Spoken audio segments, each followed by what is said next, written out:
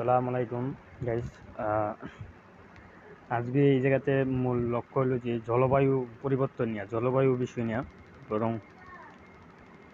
গোটা বিশ্বে যে জলবায়ু বিষয় নিয়ে আমি আলোচনা করতে চাই। যে অ্যামাজনে কোটি কোটি গাছ ছিল, সেই সব কাইটটা তারা তাপমাত্রা বাড়ে গোটা ওয়ার্ল্ডে।